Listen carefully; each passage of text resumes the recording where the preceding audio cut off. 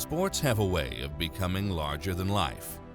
The plan was to use the gifts you were given, work hard, continually strive to be better, achieve greatness. More was expected of you. You would not fail. You became what others strive to be. You, it seemed, had become larger than life. In the transition from elite athlete to good citizen, the plan was modified. Create relationships, serve others, use the gifts you were given, give more than was expected, make everyone else around you better. Life, you had discovered, is actually larger than you. Ladies and gentlemen, welcome to the 2018 Google Cloud Academic All-America Hall of Fame Induction Ceremony, presented by COSIDA. This year's class includes a two-sport college athlete who went on to become one of the nation's most respected voices in social issues affecting not only sport, but also the country. He earned master's and doctoral degrees and spent 30 years as a professor, writer, and lecturer. From San José State University, Dr. Harry Edwards. A school, conference, and NCAA record holder as a punter and place kicker, he was a two-time Pro Bowl selection and NFL record holder for the Detroit Lions, and is a three-time first-team Academic All-America who remains active in his community. From Washington State University, Jason Hanson. A three-time All-Conference player and school record holder on the diamond, he went on to become a three-time World Series champion with the Yankees, Marlins, and Red Sox, and Most Valuable Player of the 2007 Fall Classic. A four-time Major League Baseball All-Star and a 1995 Academic All-America selection, currently an analyst for MLB Network. From Florida International University, Mike Lowell.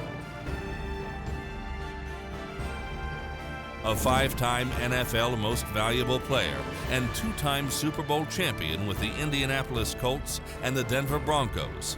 The NFL record holder in 41 different categories after an 18-year career. A two-time Academic All-America and Phi Beta Kappa from the University of Tennessee, Peyton Manning. Tonight, COSIDA salutes a dear friend and unmatched advocate of the Academic All-America program, Dick Enberg. His support of our members and his love for this program will be greatly missed. It's only fitting that tonight, one of Dick's best friends will accept the 2018 Dick Enberg Award. A two-time NBA champion, Finals and NBA Most Valuable Player, Naismith Memorial Basketball Hall of Fame inductee, two-time NCAA champion and cornerstone of John Wooden's collegiate dynasty, from UCLA, Bill Walton.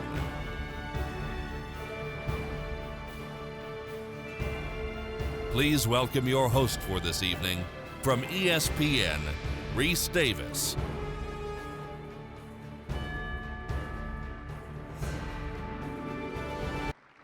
Thank you. After watching that video, it's pretty easy to pick out which guy doesn't belong with that group, right? Good evening, everyone, and we're most delighted to have you with us tonight in the 2018 Google Cloud COSIDA Academic All-America Hall of Fame ceremony. I'm happy to be with you once again, as I have been for the last several years. And every year when I come here, I'm reminded of how inadequate I feel. So when I checked into the hotel this morning, it was pointed out pretty clearly. I'm standing in line, and a guy walks up to me with a really big smile on his face, and he says, "You look familiar." I said, "Yeah, maybe so, really?" He goes, "What school are you with?" I said, "I'm not with a school." He said, "I know I saw you here before. You sure you're not with a school?" I said, "No, I'm not with a school."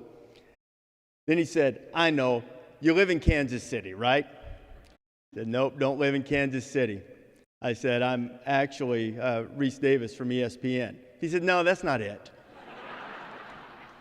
So it sort of kept me humble and set the tone tonight, because all of these guys who will be inducted into the Google Cloud CoSIDA Academic All-America Hall of Fame tonight, have accomplished so much, not only in their sport, but also by contributing to their communities at large. We're going to have a great night tonight. Bill Walton will accept his Enberg Award on tape, and that's a good thing, or else we wouldn't be out of here until about 1 in the morning. So we'd like to thank Bill for doing that. Before we begin tonight's ceremony, let me introduce this year's CoSIDA president as he welcomes you on behalf of the organization. Join me now in welcoming the Director of Communications for college football's 150th anniversary, Rob Carolla. Rob?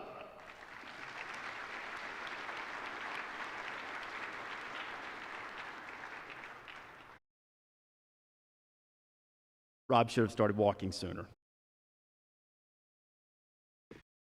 Thank you, Rece. I know all of you are looking forward to our ceremony as much as I am. CoSIDA is proud to honor the 4 individuals who have set a high standard for excellence in the classroom, in competition, and in the community. We are grateful for the opportunity to welcome them this evening. This is the 31st Academic All-America Hall of Fame class since the first one in 1988, and it's a blockbuster. The Academic All-America program highlights the elite, the best of the best in college athletics. It has honored hundreds of thousands of student athletes in 67 years of existence, and the selection of these members symbolizes the impact that you have made on your respective institutions and on society as a whole. We are very excited to have a new partner, Google Cloud, as the title sponsor of the Academic All-America program. Thank you to everyone at Google, as well as Turner Sports and the NCAA, who helped make this arrangement possible. I also would be remiss if I did not express our appreciation and sincere thanks to 2 more staff members at the national office, Division II Vice President Terry Steve Greneau and Division III Vice President Dan Dutcher for their support. Dick Enberg has meant so much to this program and the thousands of honorees over the years. I want to take a moment to thank the Enberg family, and particularly Barbara Enberg, for their support and for allowing us to continue utilizing Dick's name for one of our highest honors.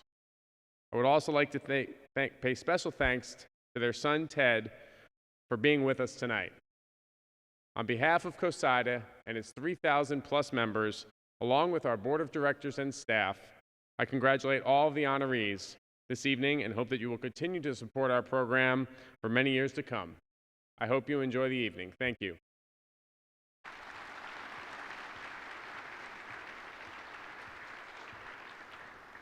Rob, thank you. And thanks once again to Google Cloud and the NCAA for your support and sponsorship of the Academic All-America program.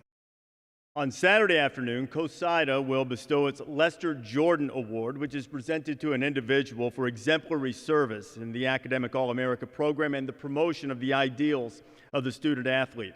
The Jordan Award was established in 1994 and is named for former Southern Methodist Sports Information Director Lester Jordan, who founded the Academic All-America program in 1952 and paved the way for countless student athletes to be recognized for their achievements on the field and in the classroom for more than 60 years. This time, I'd like for all of us to recognize this year's Jordan Award recipient who served as a member of the Academic All-America Committee since 1995 and has played an integral role in the growth and development of the awards fulfillment program to the membership in her role as vice chair. Ladies and gentlemen, please join me in congratulating the 2018 Lester Jordan Award recipient from Gettysburg College, Susan Fumagalli Mahoney. Susan, congratulations.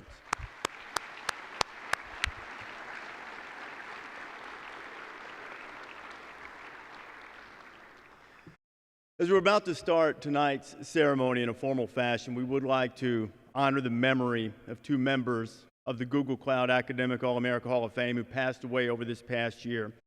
The legacy for both of these people in sport and society will carry on from this point forward. Please join me now in a moment of silence to honor the memory of 1994 inductee Ann Donovan of Old Dominion and 1997 inductee Dick Enberg of Central Michigan.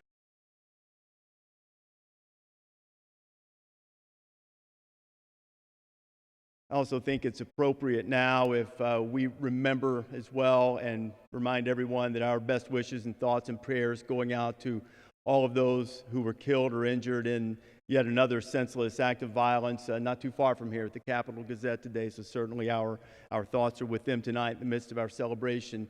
We're never far removed from what's going on in our society, and some of that will be some of the things that we talk about with some of our All-America honorees tonight.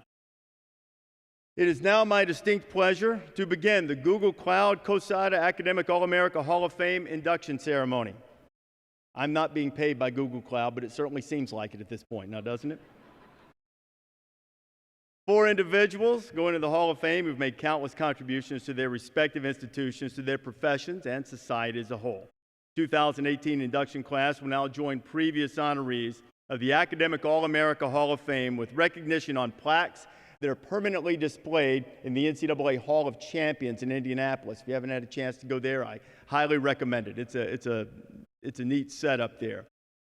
COSADA Academic All-America program recognizes more than 1,600 student athletes annually with Academic All-America honors, and nearly 4,000 total student athletes earn all-district accolades.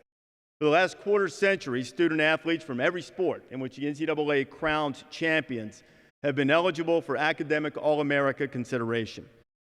Since the program's inception, nearly 28,000 student athletes have earned Academic All-America honors from COSADA. Including this year's induction class, only 152 have been chosen for the Academic All-America Hall of Fame. Now I'd like to ask all previous inductees into the Google Cloud COSADA Academic All-America Hall of Fame to stand and be recognized. I would ask that you hold your applause until I introduce all of them, with the notable exception of my 2 very good friends, Dr. Grant Jones and Dr. Chris Howard, who have asked that their applause be instantaneous, extensive, and very loud. Otherwise, please hold until I finish. I told Grant that was coming, but I didn't tell Chris. I hope he's not mad. Okay. From the inaugural class in 1988, the Honorable Tom McMillan from the University of Maryland. Tom, welcome. From the class of 1990, Steve Taylor from the University of Delaware. From the class of 1999, Jeannie Demers Henningsen, Buena Vista University. From the class of 2002, Susan Cassidy Light from Molloy College.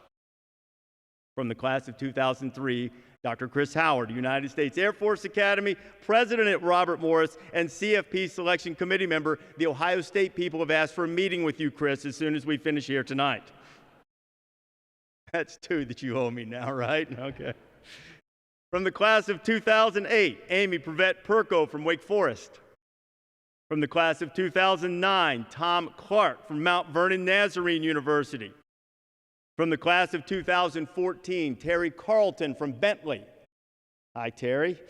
And from the class of 2015, mountain bike racer extraordinaire, Dr. Grant Jones from Denison University and team doctor for the Ohio State University. He too would like to talk to you, Chris. And representing his father and his family here tonight to honor the 1997 inductee, Dick Enberg, please welcome Mr. Ted Enberg. Let's give everybody a round of applause.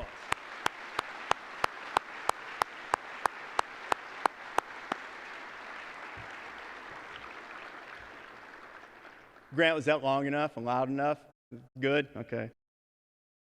We appreciate your continued support for this program. It's something that over the last several years that I've been blown away every year. I go back and tell my family about the extraordinary things that all of these people that we're going to honor tonight have accomplished in their lives. And our first inductee is a champion, both on the baseball diamond and in the community. At this time, please have a look at the video screen as Ted Enberg introduces us to Florida International star Mike Lowell. A champion both on and off the field throughout his distinguished career, Mike Lowell shined on the diamond and excelled in the classroom at Florida International University before becoming one of Major League Baseball's top clutch performers. Lowell earned his stripes as a member of the FIU Panthers during 3 stellar seasons of play in Miami, as he sported a .355 batting average with 218 hits, 38 doubles, and 119 runs batted in. Named All-Conference 3 times, Mike still holds the school's rookie record for batting average after hitting at a .371 clip in 1993. That performance led to his selection to collegiate baseball's freshman All-America squad. Lowell's prowess at the plate was matched by his achievements off the field. In 1995, he earned a spot on the GTE Academic All-America team as a junior.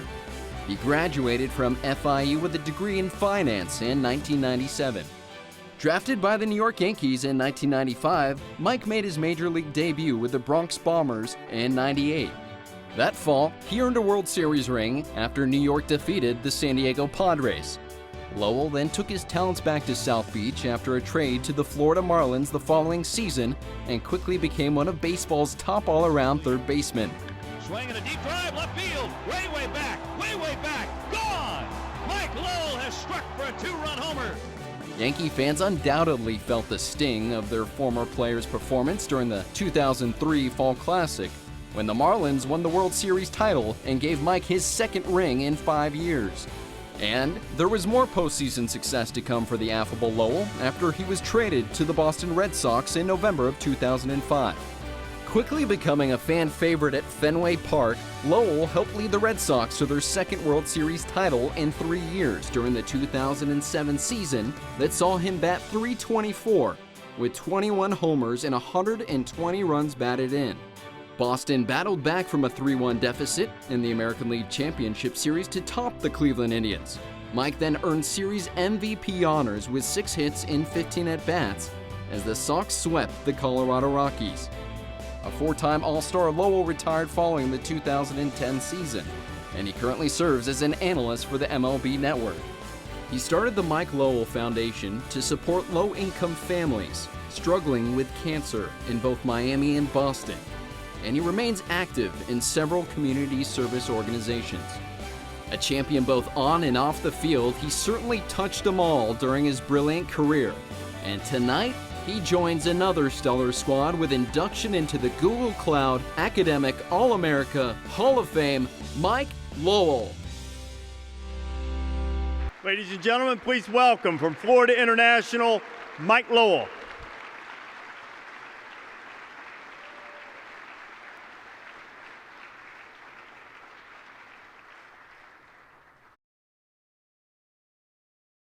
Come on up and get in the hot seat, Mike. Congratulations. Thank you. So you're just racking up halls of fame right and left. Academic All-America Hall of Fame, Red Sox Hall of Fame, right? What did this mean to you when you got word that you were going to be in this Hall of Fame? Well, I think when you compare the two, they're both very humbling and gratifying. From the Red Sox standpoint, whenever you go to a new team, whether you have a good track record or not, you're just not sure how much you're going to fit in. And for me, it was just something that just clicked. I don't know if it was the way I played, how much I liked the city. It's just something that worked. But when I was told about this award, my mom especially, who studied finance when she was in college, was like, this is a bigger deal. Because it kind of validates, I think, as a parent, what you preach. And, my kids that are here, Anthony and Alexis, to see that, we're all called student athletes in college, and the student, I always say, comes before the athlete because coaches don't want dumb players, so I think this was something that, especially, for baseball players, if you're any good, you're going to sign after 3 years in college. So it was an unwritten contract in my house that I knew I was going to go back and finish, and just a very satisfying feeling knowing that whatever might happen in baseball, if things don't work out, you have your education, you have your degree, and it was something that I knew I could fall back on, and get an award like this, I think, validates a lot of hard work and sacrifice. That comes with the wisdom of age and experience. But when you were 18, 19, 20 years old, and you knew you had some talent in baseball, how did you balance the academic side and the athletic side? It wasn't easy. I think the first thing that I realized once I got to college was the amount of time playing a sport for a university does take, and it was the first time I was actually introduced to, hey, weights are 3 times a week at 6:30 in the morning. You're like, what? And then, after that, you go to school. So you had to learn time management. You had to learn how to balance things. And I just always looked at it as, if you want to be a competitor, for me, that's what I like to tell my son and the kids that I'm trying to coach now. You got to be ready to play and compete every day. So if you're going to compete to be a good baseball player. You got to compete in the classroom. And so being a competitor for me doesn't just mean the athletic sport. It means the way you go about your business and the way you handle the things in life. And so for me in college, if you wanted to be a good player and you wanted to be a good student, some things had to give, and I think that's what I learned quickly, and I was willing to make the sacrifice, and I think it pays off in the end. What was the best thing about playing ball in college? Well, for me, selfishly, since I grew up in Miami and FIU is in Miami, I got to play in front of my dad. I wasn't afraid of going away or anything like that because, there's summer ball and it's a year-round thing basically once you get to college. But I love the fact that my dad and my family were able to see me play day in, day out, because it's not that 18, 20-game high school season. It's 56 games, so it's a little bit more intense. And I think my dad, who's a pretty good college player himself, was able to enjoy, we got to enjoy it together. I think that was pretty rewarding. When you think back on your college career, I don't want broad strokes, I want a moment. What's the best thing on the field? When you think of your time at Florida International, what's the one play, the one at bat that you think of? It was probably in the regionals my junior year where, I was hitting third in the lineup. So, you're hitting 3, 4, or 5. That's, the other team doesn't want you to beat them.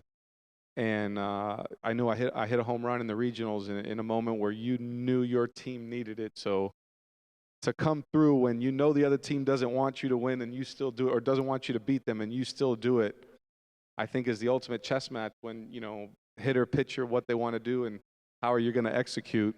So definitely I would say that. It was towards the end of my, it was the end of my junior year. I knew if God willing, if things were going to work, it was going to be my last collegiate game possibly. So that was pretty satisfying.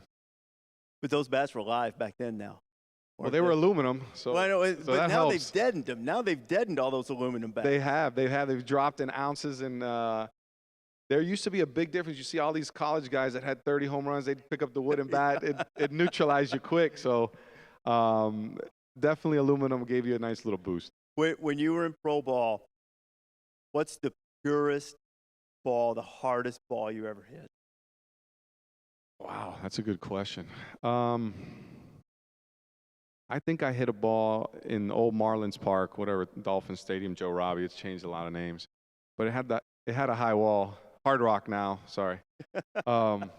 We had a high wall in left field, so you didn't hit any cheap ones. If it got over, you hit it good. And I knew I hit a ball pretty good off, I don't even know who it was, but I know it was the Mets. So you're hoping, get over the wall. And it hit kind of like the back screen, of the suites. I was like, man, that's about 60 feet past the wall. That was a bomb. So, everywhere you get in the dugout, hey, that was a bomb. I'm like, yeah, it was a bomb, right? That was pretty good. So, but it's weird because I think the balls you hit best are the ones you feel the least, because you hit it perfectly on the sweet spot. So, you see the ball take off, but you're not really sure. I'm not big and strong like some of these, Aaron Judges and Stantons of the world. So they know when they get it, it's going deep. Mine was more, look at the outfielder. Come on, get a couple rows over and we'll be all right. All of them count, though, They Mike. sure do. Who is the guy that you credit with helping you the most in developing as a player? Gary Dembo, and he's actually Derek Jeter's right-hand man when he took over the Marlins. He came from the Yankees. When I was in the minor leagues, he was the minor league hitting instructor. And I remember one off season, you go to instructional league after your minor league season, and he just said to me, I know you can pull the ball, but you need to be a complete hitter if you're going to get to the next level. And we just worked tirelessly all these drills to be able to handle the ball away, and then still be able to continue with your strengths. And it was no secret. My swing did change. You're 21, 22, so you're lifting weights, you're getting strong. And when you get immediate results, you buy into it. And that next year, my home runs went from 8 to 32. And I just felt like my swing was a very different, consistent swing. And I really relied on him a lot. And he's head of scouting and player development now for the Marlins. So he's got a tough task on his hands. But he easily was the one baseball guy that you're very impressionable at 21. When you're listening to guys and trying to pick the brains of the guys that you think can get you to the next level. So I was pretty lucky to cross paths with him and for him to take a liking to what I did and the way I worked. And he really helped me get to to establish myself, I'd say, as a big leaguer. Well, Mike, you had a tremendous career in baseball and a tremendous career in the classroom, too, and now you're an academic All-America Hall of Famer. Congratulations. Good. Mike Lowell, everybody. Thank you, Reese. Appreciate it.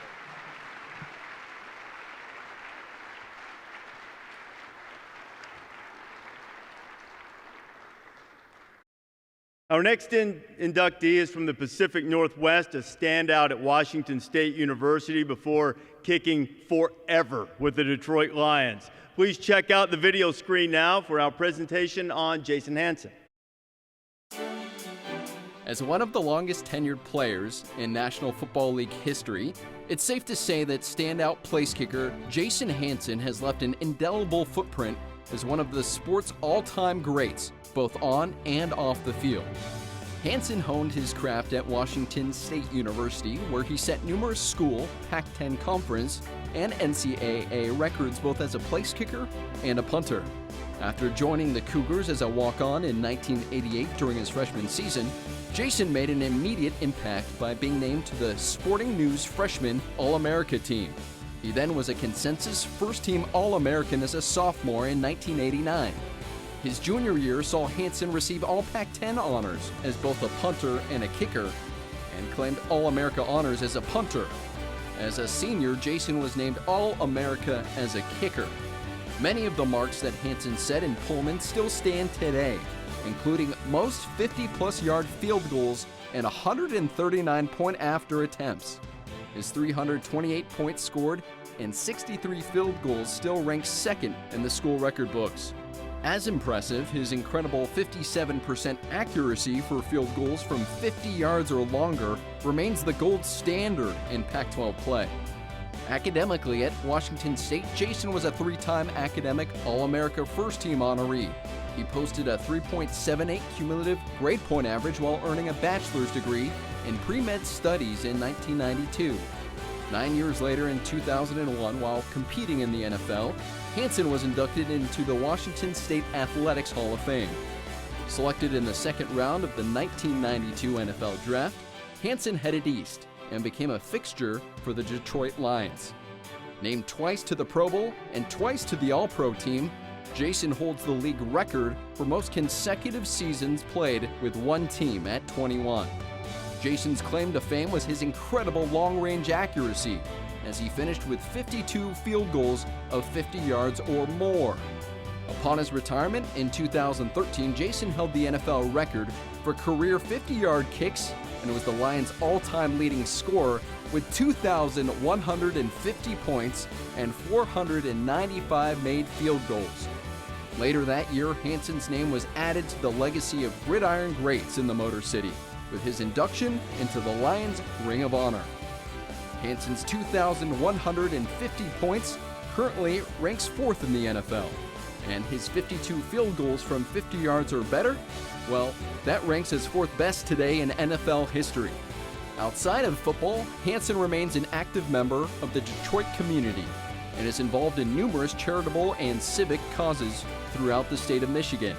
Tonight, we are proud to induct into the Google Cloud Academic All-America Hall of Fame someone who has always had a leg up on the competition, Jason Hanson. From Washington State, welcome Jason Hanson to the stage.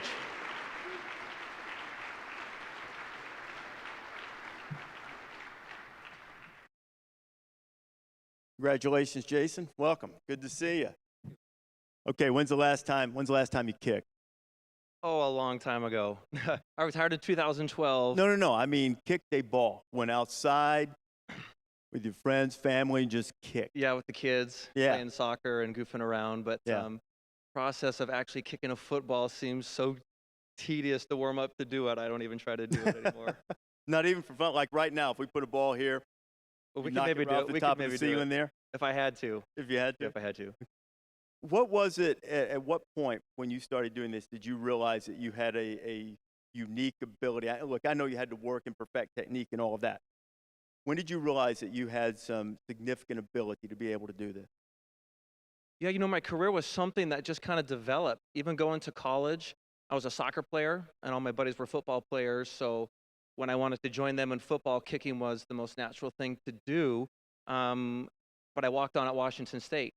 And then when I was there through the years, I love what I was doing, but I wasn't really focused on the NFL. But by the time that career at Washington State had ended, I had a chance to play in the pros. And then you get to the pros, and you see the guys that had been there for 10 years, and they were old men, and you were like, how do you ever play that long?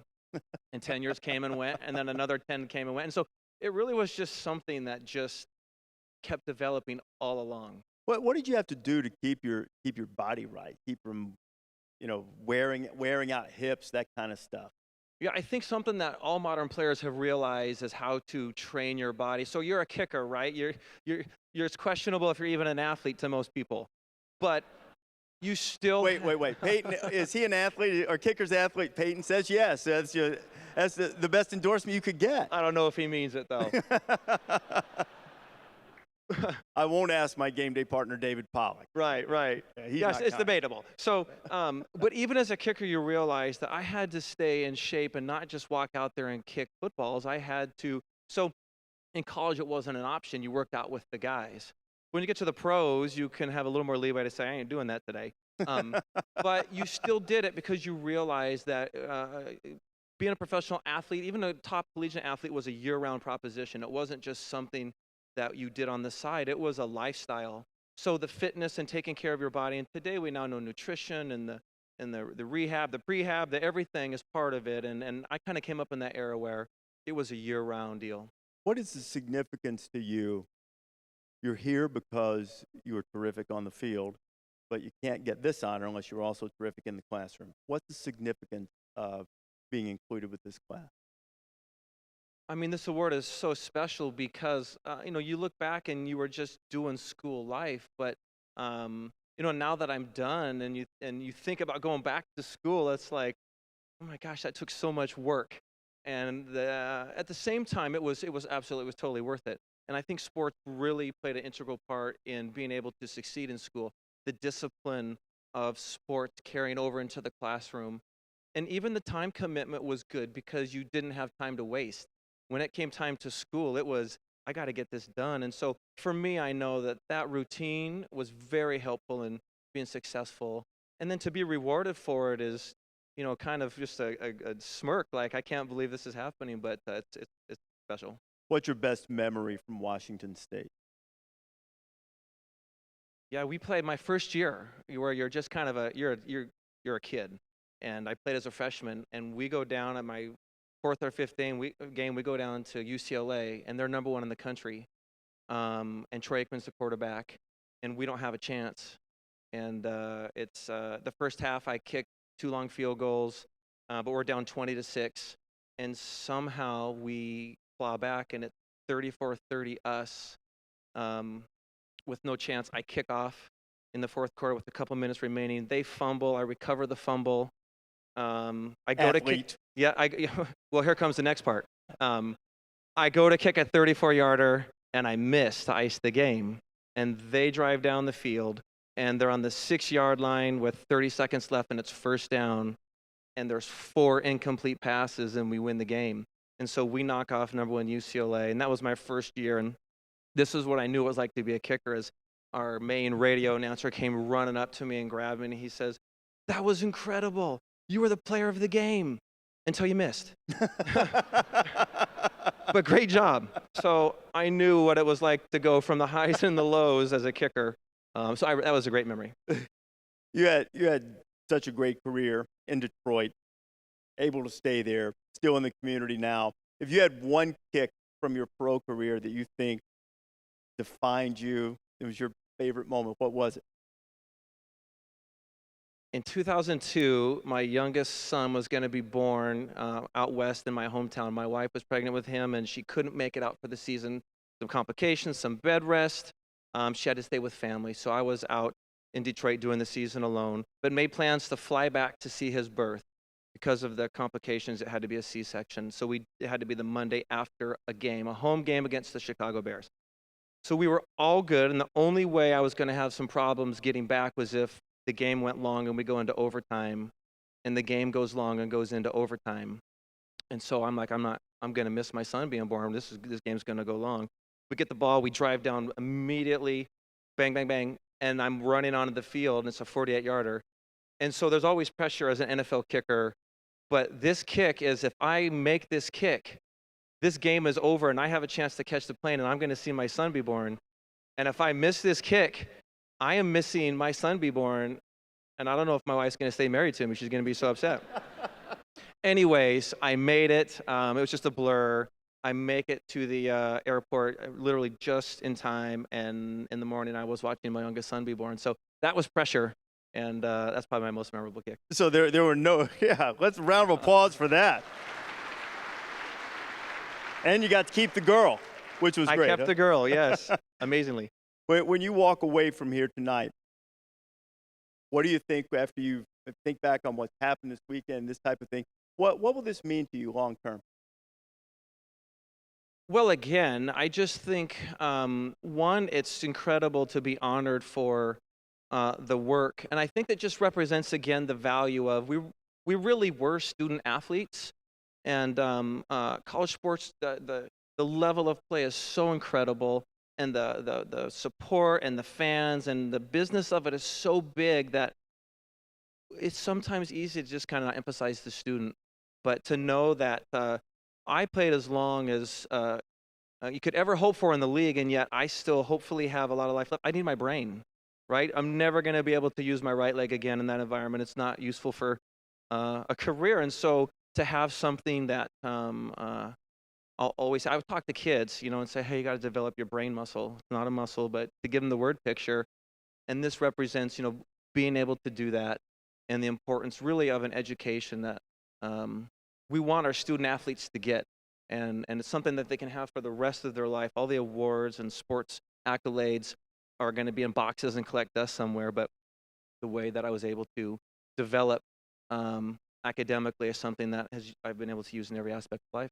And so because of that, how much of that drives your desire to give back to the community, to be involved in the area in which you live? Yeah, my faith is huge in that. I feel like God has blessed me with all of this, and He didn't do that just so that I could keep it for myself, but something that I know He wants me to share. And, years ago I heard Bono from U2 say, celebrity is currency, and I want to spend it well. And I think that that's a great way to approach what all of this is meant, to be able to play at Washington State and succeed, and to play in the NFL, and to get accolades is a currency that you can then use for things that really matter. And that's what I and my family have tried to do, is to use that to, in lots of different ways in Detroit, where we've been for 26 years now, but even in our hometown where we go, to be able to use that to do something that will last far longer than, again, the awards do. Jason, well said, and congratulations. Jason Hanson. Thank you. Google Cloud, COSIDA, Academic All-America, Hall of Famer. Well done.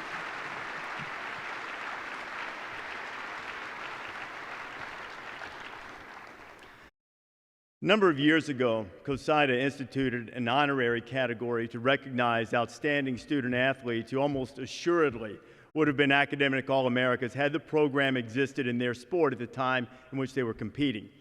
Previous honorary inductees have included the late John Wooden, Supreme Court Justice Byron Whizzer White, Dr. Donna Lopiano, Nancy Hogshead Makar, and last year's recipient, Dr. Stacy Johnson from San Jose State University. Our next Hall of Fame inductee will make it 2 straight honors for San Jose State, and the impact he has had on sport, society, and the community will forever impact the American conscience.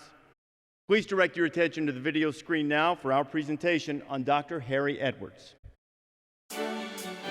One of our nation's most respected and dedicated civic leaders, Dr. Harry Edwards has devoted his life to raising the American conscience to issues that have afflicted our country for decades.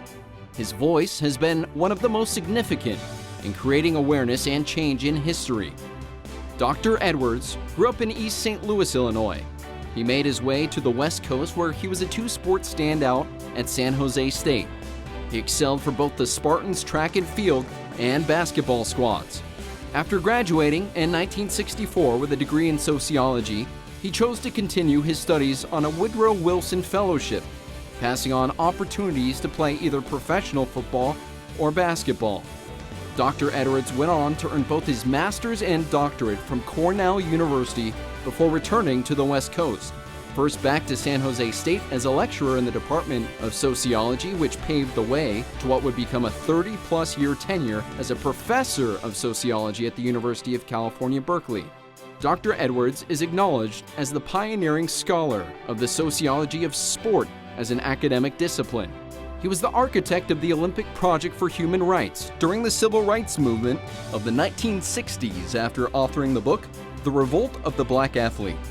One of the most iconic moments of the movement took place at the 1968 Summer Olympiad in Mexico City, where Americans Tommy Smith and John Carlos, who like Edwards were former San Jose State student athletes, bowed their heads and raised a fist atop of the medal stand in the Human Rights or Black Power salute, protesting for human equality. As co-founder of the Institute of Study of Sport, Society, and Social Change at his alma mater, Dr. Edwards has focused his career on the experiences of African American athletes and the barriers they have faced and overcome in society through examples in sport. Since 1985, Dr. Edwards has served as a consultant to the San Francisco 49ers. He and Pro Football Hall of Fame coach Bill Walsh developed the NFL's Minority Coaches Internship Program that produced current head coaches Mike Tomlin, Marvin Lewis, Ron Rivera, and Hugh Jackson, and 49ers assistant coach Katie Sowers.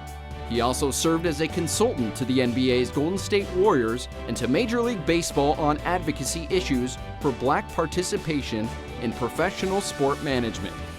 Dr. Edwards becomes the second consecutive Spartan standout to be inducted into the Academic All-America Hall of Fame, joining former San Jose State All-American fencer Dr. Stacy Johnson in that exclusive club.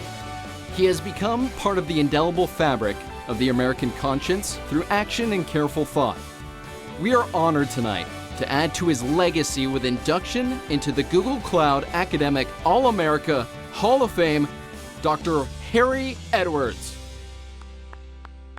San Jose State, Dr. Harry Edwards.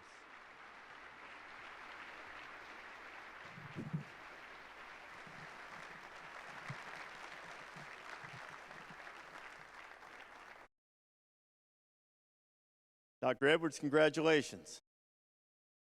One of the perks of being able to host this is prior to the show starting, I had a chance to have a nice and fascinating conversation with you. How would you describe your experience as a student athlete at San Jose State? It was a great experience. I came to San Jose State when I was about 16 years old, so I actually grew up at San Jose State. And my greatest memories were really in a combination of both the athletic arena as well as the classroom. It was a thrill being named captain of the basketball team. Was setting a school record my first year of eligibility and so forth. I had set a national discus record while I was in junior college for a semester. But it was in the classroom that I remember most, because it was there that I became a student. And coming out of East St. Louis, Illinois, I was one of the first to be integrated en masse into the white high school in East St. Louis, and they didn't know what to do with us when we got out there. So they put us on the basketball court, they put us on the football field. In the spring, we were in track, but they never laid a glove on us in the classroom. So that's how I wound up going to junior college. But I became a student at San Jose State, and I remember I was so determined to be the best student that I possibly could, that I would not only read the books before that I had to read in the class, I would read the footnotes. And so I would go to the class when the professor signed the readings. I was reading them for the second time. And, every time the professor would start lecturing, I remember Dr. Lane, brilliant, nice guy, tremendously bright. He would be lecturing, and I would raise my hand.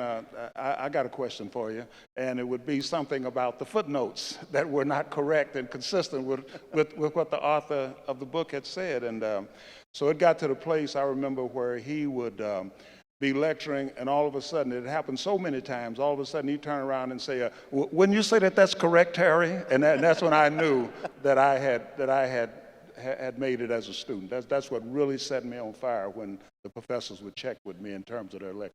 It seems incomprehensible now. Now, if you look at it through the prism of history and what you've accomplished, it's understandable. But at the moment, when you were a young man and you had opportunities in professional sport and you decided to go a different path, what was the seminal moment that made you decide it was more important to be an academic, to become involved in the protest movements, to try to fight for equality? Why did that, at that young age, seem more important to you than pursuing professional sport? Well, you know, it was really quite simple. The San Diego Chargers had contacted me about trying out for the team down there. They had Ernie Ladd and Earl Faison at defensive end. They were looking for somebody to back them up, basically be a tackling dummy in practice, and they were willing to pay me $10,500 and give me a $1,500 signing bonus and a job carrying hod in the summer, which was what pro football players did at the time. The Vikings had contacted me. They were an expansion team in 1963, and they were talking about $11,500 and a $1,000 signing bonus. But I had a Woodrow Wilson Fellowship that paid $36,000, 22 of which went to Cornell University. The other $14,000 went to me for a living stipend. I didn't have to lift anything heavier than my pencil. So if I was too dumb to take that off, I should have went on to college anyway. I had no business running around loose. But that got to me, it wasn't the choice. My father was so disappointed because he grew up at a time when sports was the dream profession. I mean, and his basic disposition was that if you're not going to take an opportunity to play professional sports, then what was a Jackie Robinson for?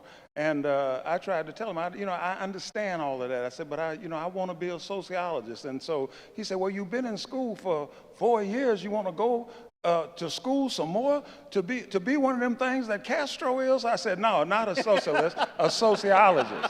And he said, well, what's the difference, But he got over it. If he didn't speak to me for about 3 years.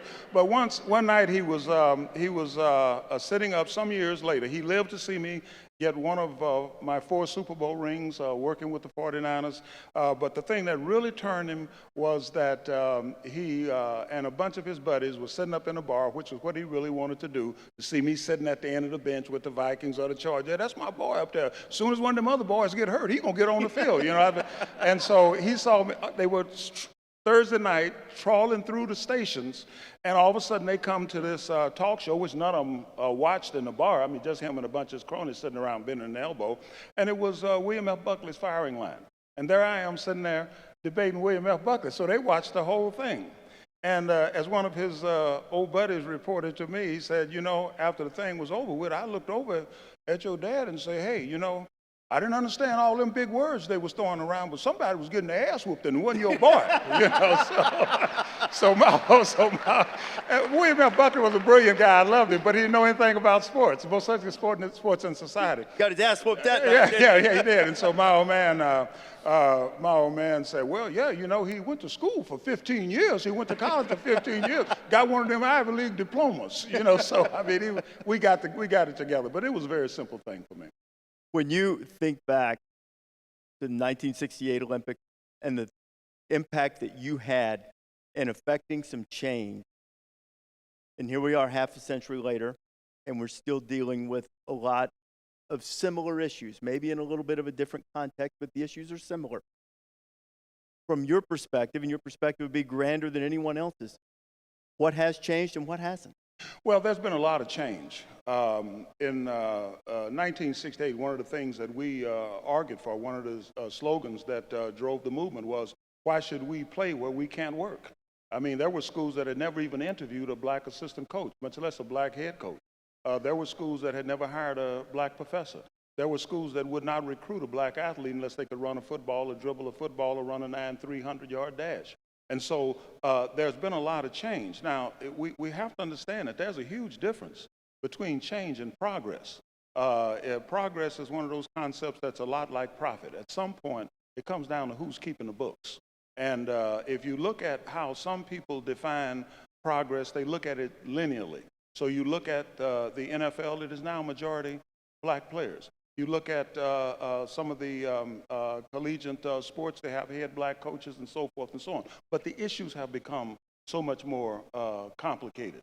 And so as I look around, I see that people have changed, the greatest progress has been that people have changed their perceptions of sport.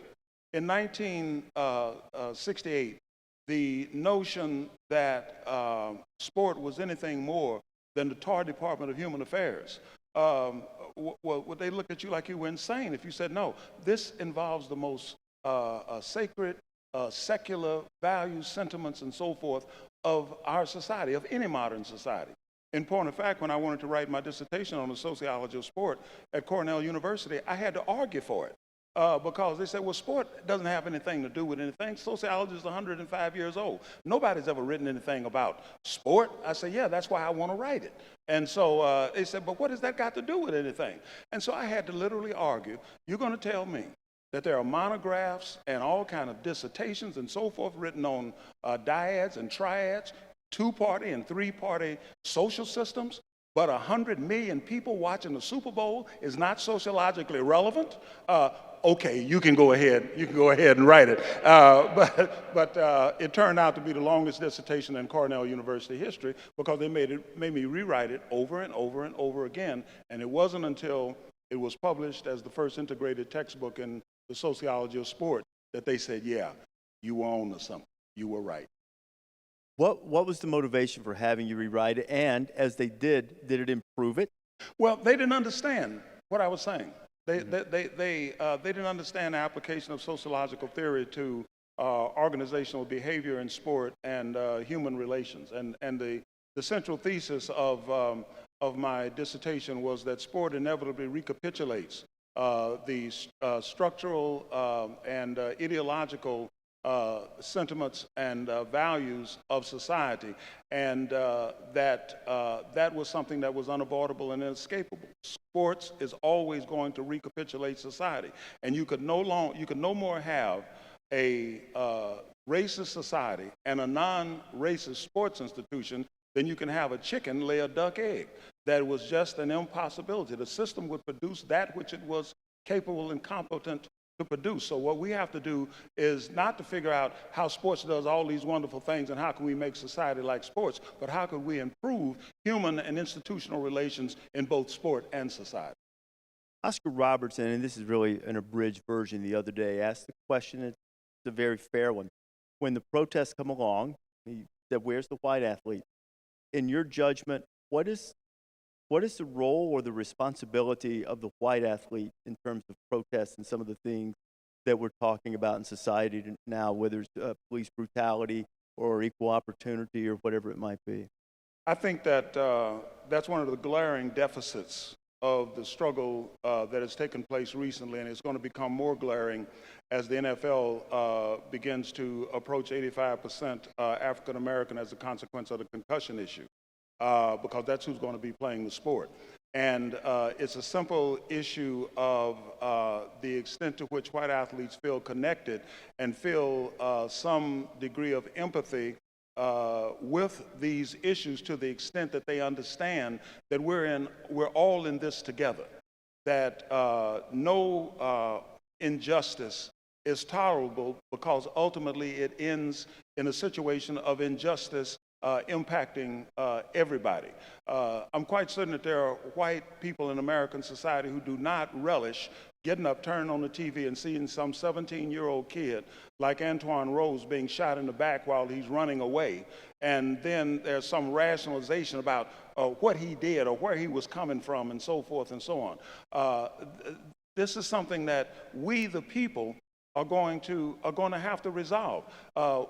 Black athletes have to continue to push those issues. They have the biggest megaphone in the society.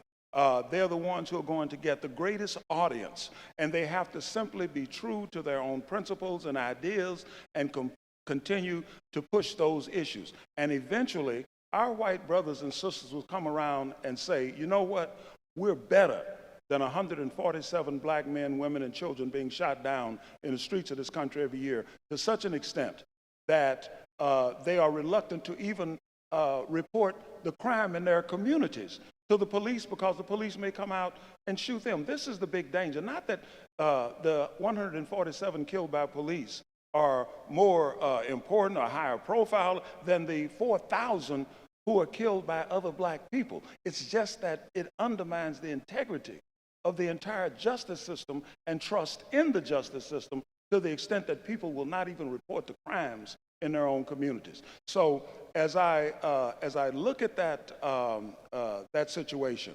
I think that whites in American society are going to also come to the position that we are better than that. That may be where we are as a society, but we're better than that as a people and as a nation. And in every instance where these issues have been brought to the fore by movements, Americans have responded. The civil rights movement, there were more whites actively involved and supporting than blacks in many instances. Go back and look at the old films. And so we eventually come around. It takes some time, but we come out of these things better. We went through a civil war, we came out better. We went through a bloody labor movement, we came out better. We went through a civil rights movement where there were 3 to 4 times more people killed than during 9/11 between the turn of the 20th century and Dr. King's assassination, but we came out of it better. So I have tremendous faith that we, the people, and it doesn't say we the people except for white folks, it says we the people, that we're going to come out of this better. Now, I read an article that listed your favorite quote as "keep the faith." What is the one thing that gives you the greatest cause for faith? You know, I think that there is a strain of decency, that there is a strain of empathy and compassion in the American people once they are aroused that makes this nation exceptional. That preamble to the United States Constitution says, as I stated, we the people. It doesn't say we the presidents or we the courts or we the Congress or we the state legislatures or we the governors. It says we the people. There's a fundamental strain of decency that if we simply keep the faith and understand that these movements are part of our legacy and heritage, and it has been the people that has waged these movements. The Sam Adams and his Sons of Liberty movement was not a British government program when they threw the 346 cases of tea into the Boston Harbor. The abolitionist movement, the labor movement, the women's suffrage movement, the civil rights movement, the environmental movement, the anti-Vietnam War movement, the gay rights movement, that was we the people bringing to attention things that we must deal with, because there's that fundamental streak of decency in American society and in the American people, irrespective of where we are. We have that tendency to always go back to who we are, and therefore what our responsibilities are to ourselves, to each other, and to this nation. And that is why I think the greatest saying coming out of the 1960s was not power to the people or black power, or the greatest, or we shall overcome. The greatest slogan coming out of the 1960s was keep the faith, because as long as we do that, we're going to be all right. Can't imagine ending it on a more hopeful note. Dr. Edwards, congratulations and thank you.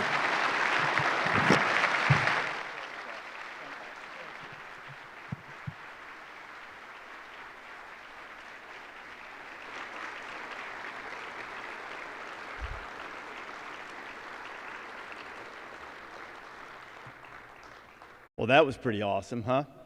That was great. Thank you, Dr. Edwards.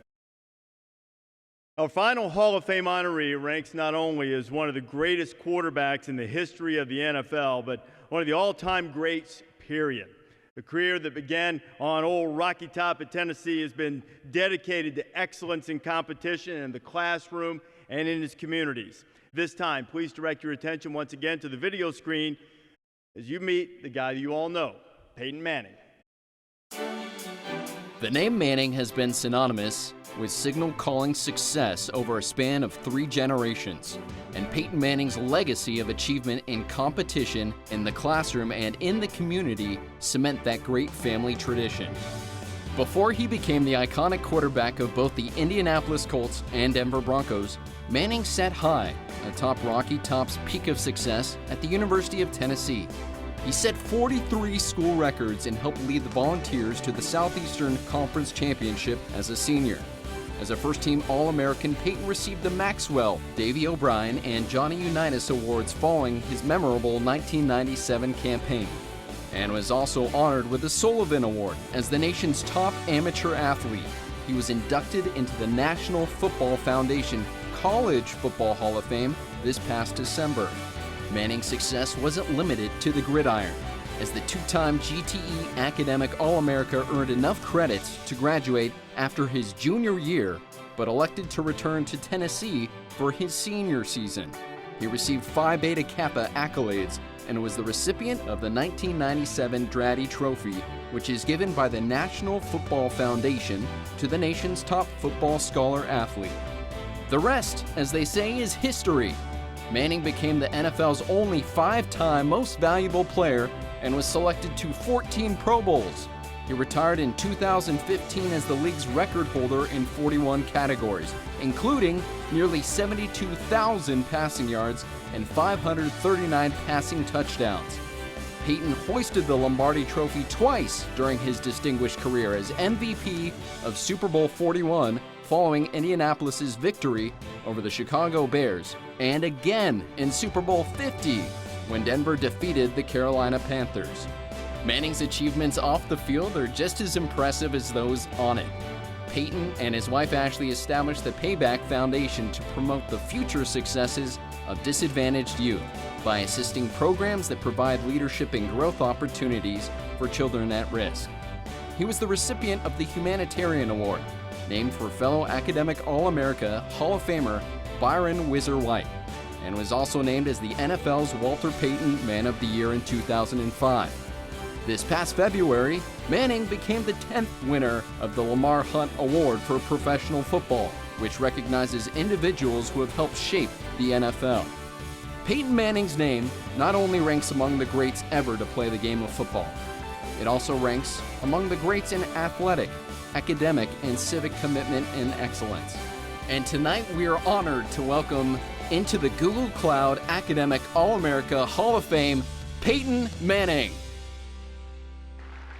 Ladies and gentlemen, from Tennessee, Peyton Manning.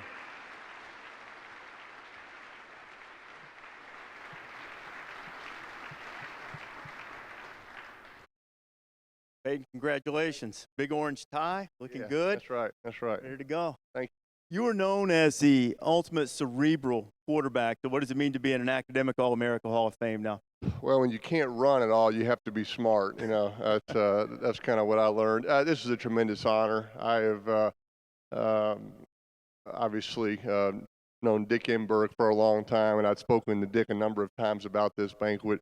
Bud Ford was my sports information director at Tennessee, and Langston Rogers at Ole Miss took care of Eli. So I've always been aware of what sports information directors do, and obviously choosing the All-Americans. It was a tremendous honor when I became an All-American in college, and to go into the Hall of Fame. It means a great deal, and to be here with Mike and Dr. Edwards and Jason makes it even more special. The video mentioned that you had enough credits to graduate, certainly could have gone, almost a lock to be the #1 pick in the draft had you gone after your junior year. What drew you back to Tennessee? Well, I think it says a lot about the University of Tennessee. Coach Philip Fulmer is here. He's now our athletic director. My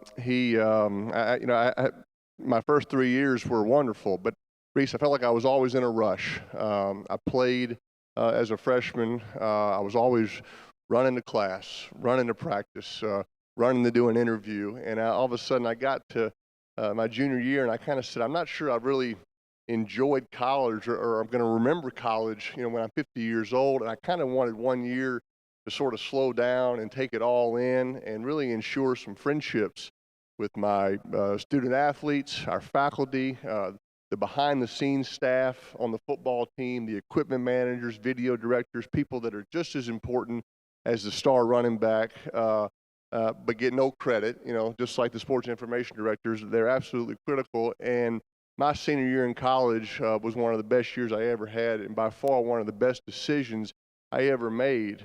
Tim Duncan for the Wake Forest had just stayed for his senior year the year before, And he just said he wanted to be a senior in college. And he said, if you want to stay, you ought to stay. And I took 9 hours of graduate school classes my senior year. Didn't exactly kill myself that year, I will admit that, Rece. I sort of slowed it down a little bit, but I felt I'd earned it. You know, I took 18 hours my junior fall and 22 my junior spring to be able to graduate as a junior. And but I was glad that I stayed, and my 4 years in Knoxville were just wonderful. Correct me if I'm wrong, and I know you will. Your senior year, didn't your dad and mom talk you into going to a concert during the week of a game? Do you remember this? It just, I think your dad told me this once. He said, just lighten up, go to just change it up. Yeah, I mean, my parents and my brother Cooper especially is a real kind of a character, and he and I kind of had this arrangement that I would help him be more serious, and he would help me loosen up. And so I feel like I've done that, and I can't remember that exact scenario, but I did have some more fun as a senior, and I felt like there was a little bit of a weight off my shoulders. That decision really weighed on me my entire junior. Everywhere I went, walking to class, hey, are you going to stay? Hey, please don't leave. And so finally, when I did stay, it was a real weight off my shoulders, and I really enjoyed my last season. You mentioned the tight bond with your family. What's the lesson, an off-the-field lesson, or something that your parents did for you that stuck with you more so than anything that you might have learned about football? Oh, well, I had two great teachers and my parents. They were my mentors. You know, my parents and coaches have been my mentors. You know, obviously having two brothers, you know, my parents always said, if you ever want to disappoint us as parents, just don't get along with your brothers. That would be one way to disappoint us as parents. So Cooper and Eli and I have always been tight. We've always been a close family. Always have had each other's backs. It was a really good documentary on my dad a couple years ago. My dad was always around. He was very present in our lives while he was playing, after he finished playing, and that was really important to me. And that's important to me kind of in this next chapter for me. This video documentary somebody was asking me about, it was great. My dad was a great dad and all. It probably showed a few too many crying videos of me as a 3-year-old. You know, my dad's a great dad, but at what point do you stop filming your 3-year-old son getting kicked in the head by his older brother and maybe go out there and help the kid? No. Might be a documentary one day. I got to film this. So I really appreciated that. But no, I felt really lucky, you know, to have the same job that my dad had, that my brother Eli had. I felt really lucky to have people to bounce ideas off and real resources there. What's it been like for you? You put so much into football. What's it been like since you finished playing? Well, it's definitely been a transition. You know, I think the thing that Mike and Jason, Dr. Edwards would say, you know, when you play sports in college, it keeps you on a schedule. It keeps you on a routine. I think that's why we all did well academically, because you knew when it was time to lift weights, like Mike said, when it was time to do your study for a test, when it was time to get ready for the game. And so I think when you get outside of a schedule or routine at any time, it can be an adjustment. So I've still kind of kept a routine. I'm just not doing the same things that I used to do. We have 7-year-old twins. I drop my kids off at school every morning. I cherish that little 10-minute drive. Rece, I have an office. I don't know what I do there, but I have an office. And the biggest adjustment for me the past 3 years, Rece, is that I joined a health club for the first time in my life. You know, you've always worked out at the facility at Tennessee, at the Colts of the Broncos, and I joined a health club. I was member of the month for October for perfect attendance, by the way. Do they put your picture up on the wall? Yeah. These are the new achievements I'm looking for right now. So I missed it in November. I was late a couple times. So, but I have enjoyed it, Rece. I have been busy, still stimulated, doing different things. But I will admit, I have protected, kind of like my senior year, I have protected some time to do some things that I haven't had a chance to do in 25 years, especially in the fall. A couple of vacations with Ashley. Shockingly, some bucket list sporting events. You know, I went to a World Series game last year. I went to the Dodgers game against the Astros. I've never been to a World Series, always been busy in the fall. So just things like that I've always wanted to do. And so I'm enjoying kind of being in charge of my own schedule and having some time to do some of those things. You know, on the subject of baseball, Game 3, the College World Series is tonight. Do you know where they're playing? They were playing in my all-time favorite city, Omaha, right? That's everywhere. I mean, now that's all I get. I walk through airports. I just get a Omaha. You just kind of wave back, you know. And I got to tell you, I'm a big deal in Omaha, Nebraska. I went there last year. I got the key to the city. I got some steaks out of the deal. I got a big check to my charity foundation. The Chamber of Commerce really likes me there. What is that? I know you guard that closely, all of that stuff. What's the most ridiculous thing you ever said at the line of scrimmage? It didn't mean anything. It was just a dumb account. Well, you know, the thing that I always enjoyed, usually it was that rookie player, right? It was that young linebacker who thought that he knew what I was doing, right? And so the smart players, right, the Ray Lewis's, the Teddy Bruschi's, you know, if those guys knew what audible you were calling, they wouldn't say it out loud, right? They would just kind of, you know, trust their instincts. But kind of that young player would call out, I know this play. I know where it's going. And I remember just kind of thinking, no, you don't. It's not where it's going. But this Omaha thing, it just took a life of its own. You know, the reason, just real quickly, you can hear what's being said is the NFL, they turn these sideline microphones up. So viewers at home can hear the hits and hear all the action. Well, you also can hear everything the quarterback is saying. And I would go to the broadcasters, the guys calling the game, Jim Nantz, and I'd say, guys, can you turn those microphones down? And they said, no, we love hearing the action. And my one regret of all my years playing football, Rece, instead of saying Omaha, the one time to get under center and go, blue 20, Jim Nantz is a no good, you know what, son of a mother, you know. I think they would have turned those microphones down. So never had the guts to do it. There's going to be a big fine coming from the commissioner. But, you know, the fans are what the game is all about. And anything that gives you more of a connection and interaction with the fans, I've always enjoyed. And so, you know, even though I don't play anymore, I still feel that connection with the fans. What's the best pass you ever threw? You know, I heard you gave a great tweet about it, but University of Tennessee lost a legend, as Coach Fulmer accurately described. He was our voice. John Ward passed away this week, and so I was. He was a radio broadcaster for 30 years at the University of Tennessee and called all my games. He called some of my dad's games when Ole Miss played Tennessee in college. But somebody sent me a bunch of old radio calls of plays and games when I was playing just this past week. And probably because of the significance, maybe, Rece ended up, you know, helping us. But for 9 years in a row, Alabama had beaten Tennessee, and so we were playing in Birmingham in 1995. And on the very first play of the game, we called this play. It was really, you know, every time teams call first play, they're just trying to get a completion, right? We just want to get a completion on the road, and we got the perfect coverage. And this wide receiver, I mean, it opened up like the Red Sea. I hit him right down the middle, 80 yards on the first play for a touchdown. And, you know, John Ward made this great call. Tennessee, touchdown Tennessee on play number 1, you know. So I guess I'm just thinking about that at that moment. But I think anytime you threw a touchdown to help your team win a game, that's always what you were trying to do. You led the band after that game, too. I did. They love you in Alabama for that, by the way. I was talking to some of your fellow ESPN cohorts as the 150th year of college football is coming up, and you know, that's something that's so unique about college, right? There's no bands in professional sports, right? The bands don't travel.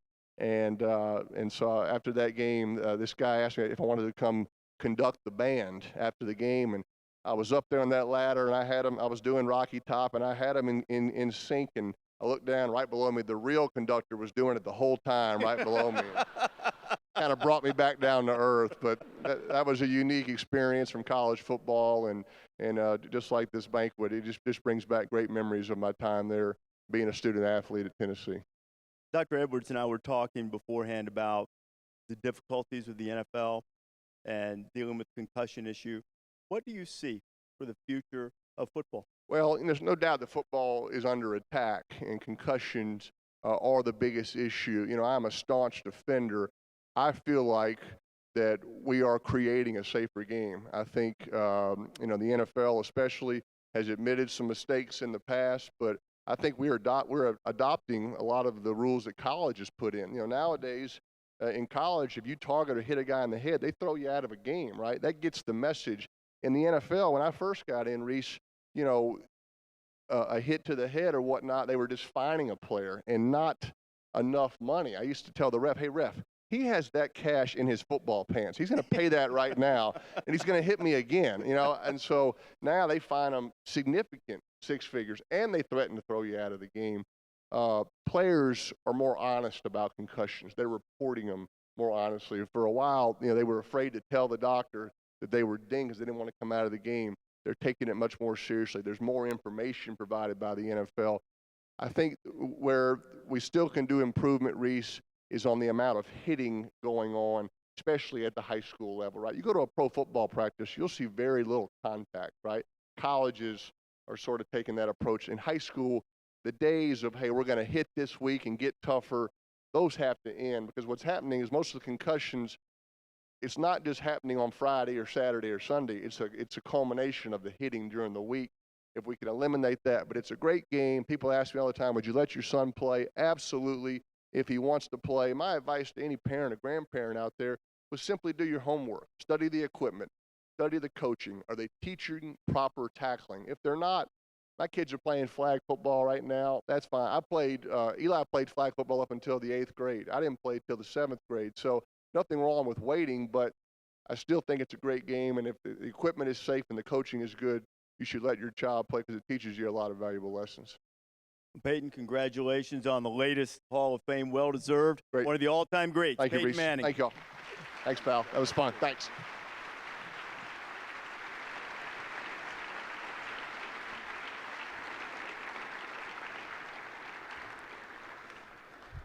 I don't want to intimidate future classes, but it's going to be kind of hard to top this one tonight, don't you?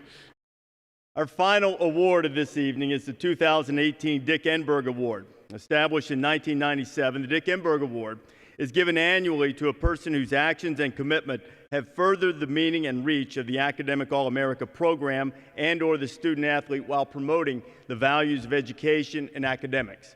The award was created in part to recognize Dick's passion and support for the Academic All-America program for more than 30 years, and more importantly, his dedication to education for more than 4 decades. The list of the previous Enberg Award honorees reads like a who's who of sports. It includes Olympic athletes, Hall of Fame coaches, cabinet members, and a former president of the United States. Last December, Dick's voice as one of the great champions of education and athletics went silent, at least in the present tense, in his passing, but we all can certainly hear his voice resonating with what this night meant to him and what this award meant to him. He would want us to continue to honor those who have truly made a difference and, as he would like to put it, rub shoulders with their greatness. At this time, please join me in welcoming for the presentation of the 2018 Dick Enberg Award on behalf of his mother, Barbara, and the Enberg family, Dick's son, Ted Enberg. Ted.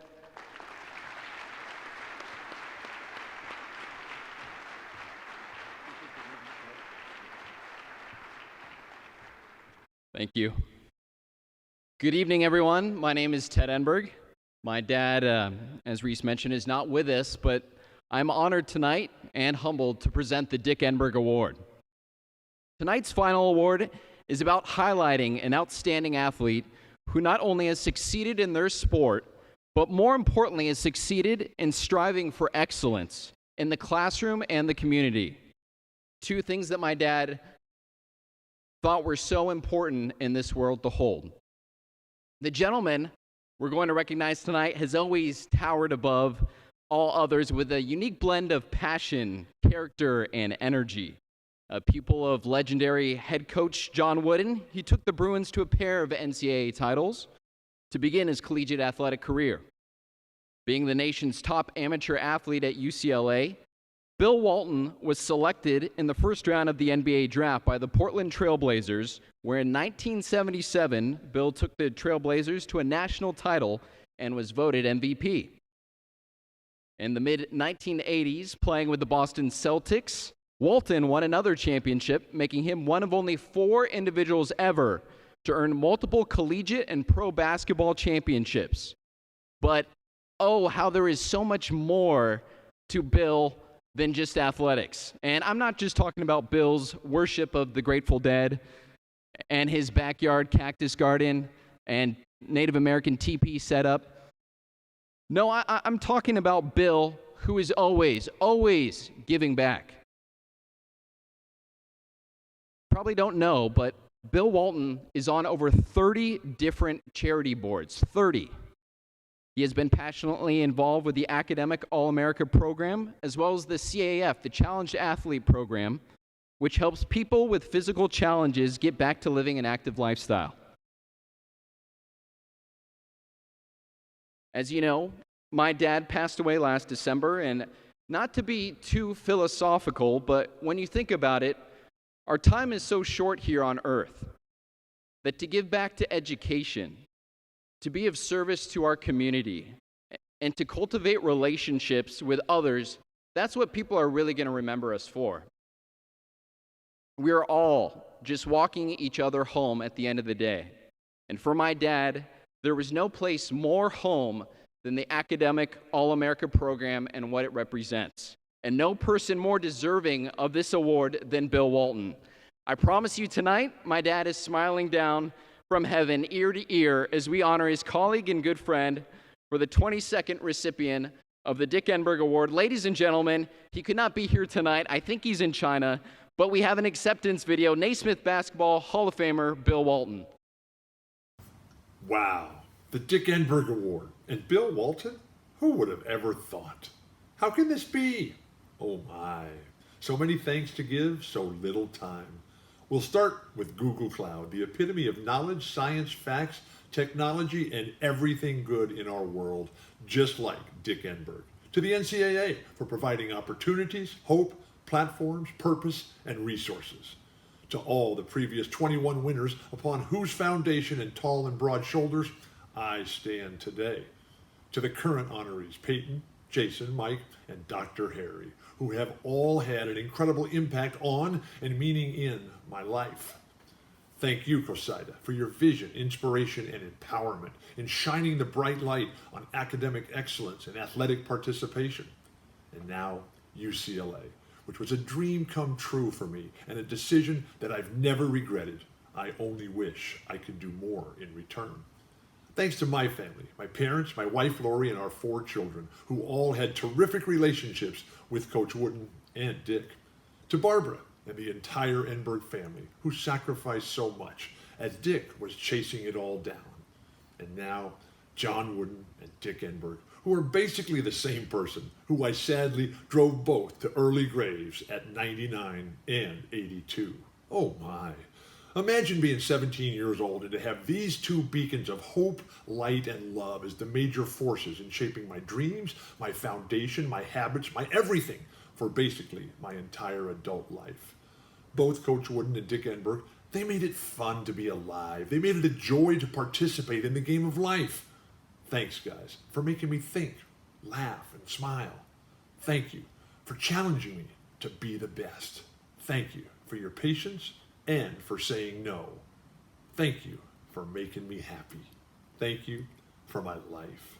I am the luckiest guy in the history of the world. Wow, the Dick Enberg Award. Oh my. Bill Walton,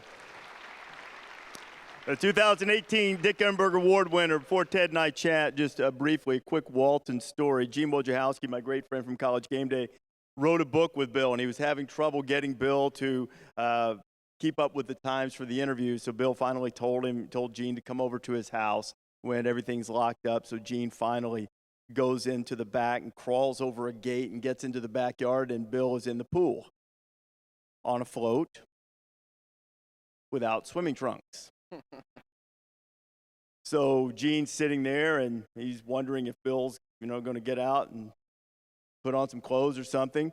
Bill's got his eyes closed, enjoying the California sun, and finally he goes, "So, ask a question." The kind of guy that Bill Walton was. Obviously had great respect for your dad. Your dad was the epitome, and I said this many times on this stage when he was with us, the epitome of professionalism and excellence, and he was honored and well-deserved in so many different ways, Walk of Fame, Emmys. Yet education was his great passion. Why do you think that was? I think he thought that education is something that you can always fall back on. That not everyone has a pro football career. Only a very few make it, and the ones who do make it, the career's not forever. You're in a sport that has limited time, and the value of education and to be able to continue on after your sports career is done, be able to give back to others, to be knowledgeable about different subjects. He got his PhD, and he was a teacher. He was a physical ed teacher and taught at Cal State Northridge. And for him, I think growing up as a Michigan farm boy, it was kind of like the ultimate goal is to work in sports, but also to get an education, to get your doctorate. It's something that you, no matter what the world takes away from you, and no matter what you do, if you have a degree and you are entrenched in education, no one can ever take that away from you. You're broadcasting now. Yeah. What's the best piece of advice your dad gave you? He gave a lot of advice. He gave a lot of critique. He would say stay away from the. He would say, so many things. I'm trying to think. Be of service to the game was one of them. A lot of broadcasters, they make the moment about themselves, but you're not there. It's not about you. You're being of service to the game, and that's your duty when you walk out there. Never think you're greater than the game or greater than the event. Be of service to the game, and that was always so important to him, and I think he did that wonderfully. There's no question he did it wonderfully. He set a great example for all of us. Ted, our continued condolences to you and your family on your great loss, and everyone's great loss in here, because Dick meant so much to all of us. Thank you for being part of this tonight and continuing the great legacy of the Enberg Award. Hey, thank you for having me. Ted Enberg, everybody. Thank you, Rece. Thank you.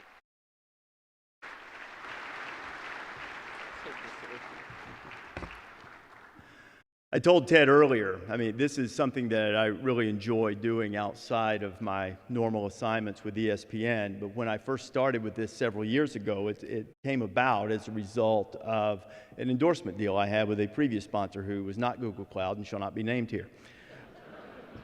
That deal came to an end, and in the final year of the deal, we were preparing for this event, and Dick pulled me aside, and he said, I understand that the endorsement deal is not going to continue, but I hope that you will continue on with us and be a part of this. And as I said to Ted, when Dick Enberg requests your presence at something, if you are a broadcaster, you say yes, which is what I said. And we miss him, and certainly we're thankful for the great legacy that he leaves behind. Bill Walton winning the Enberg Award, couldn't get much better than that. You all now will join me in one final round of applause for the members of the 2018 induction class of the Google Cloud COSIDA Academic All-America Hall of Fame. Mike Lowell from Florida International. Jason Hanson from Washington State. Dr. Harry Edwards from San Jose State. Peyton Manning from the University of Tennessee. And our 2018 Enberg Award recipient, Bill Walton of UCLA.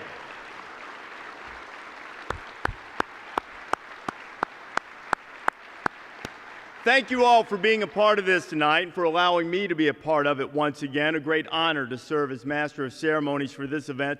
Congratulations to all of you. Well-deserved and humbling to be with you guys tonight. We look forward to seeing all of you for our 2019 induction ceremonies. That will be in Orlando rather than here. And under the threat of having my pay docked, I'm told to remind all of you of the Party at the Pier, sponsored by ESPN. I think that means ESPN is going to give you all free beer. If they're not, don't blame me. I'm just the messenger. Thanks, everybody. Have a great evening. And he'll toot his flute for you. Come on, fly with me. Let's take off in the blue. Once I